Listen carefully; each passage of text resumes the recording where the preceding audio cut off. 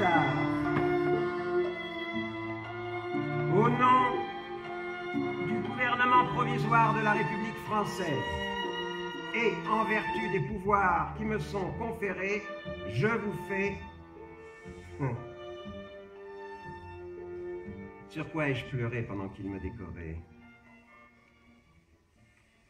Le fait est que pendant cette cérémonie, j'ai pleuré toutes les larmes de mon corps.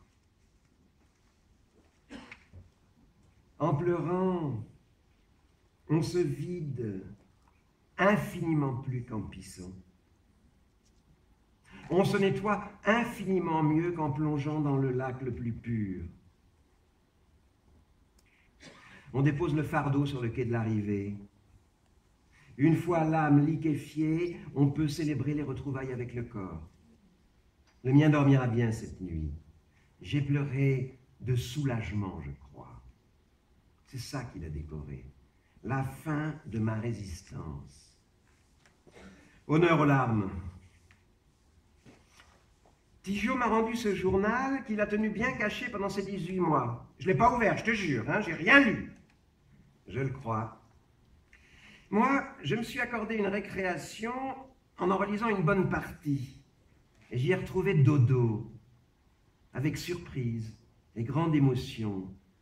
Dodo, le petit frère que je m'étais inventé quand je vivais chez maman pour me tenir physiquement compagnie. Dodo, mon petit frère fictif, à qui j'apprenais à pisser. Dodo, à qui j'apprenais à manger ce qu'il n'aimait pas.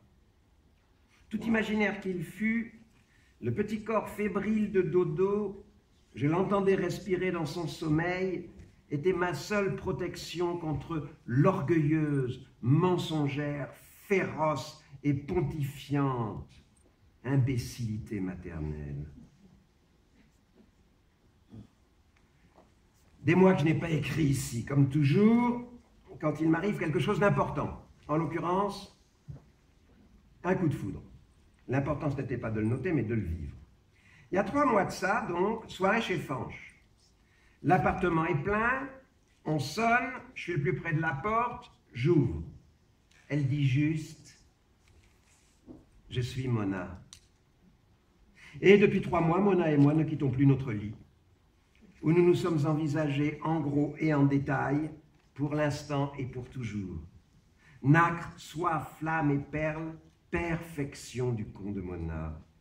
Pour m'en tenir à l'essentiel, car il y a l'appétit de son regard aussi, et le velours infime de sa peau, et la tendre lourdeur de ses seins, et la souple fermeté de ses fesses, et l'idoine arrondie de ses hanches, et la rondeur exacte de ses épaules, tout à ma main, tout à mon exacte mesure, à ma juste température, à ma narine et à mon goût. Ah, la saveur de Mona. Faut au moins l'existence d'un Dieu pour l'emboîtement si convaincant de nos sexes. Nos sexes que nous avons amadoués, caressés, titillés, accordés, avant de les autoriser à s'engloutir, et qui se défoncent maintenant pour un oui ou pour un non, vite fait, bien fait, sans notre permission, à l'aveugle, dans les escaliers, entre 2 portes, au cinéma, dans la cave de cet antiquaire, dans le vestiaire de ce théâtre, sous le bosquet de ce square, au sommet de la tour Eiffel, s'il vous plaît, car je dis notre lit, mais c'est Paris, notre lit. Paris et ses environs, sur Seine et sur Marne. Nos sexes, nous en usons jusqu'à plus soif. Nous les préparons et les nettoyons à la langue. Nous les contemplons en leur gloire comme en leur épuisement, avec une idiote tendresse d'ivrogne qui traduit tout ça en termes d'amour et d'avenir et de descendance, moi. Je veux bien la progéniture, pourvu que Mona ne quitte pas ma couche. Un marmot par coup tiré,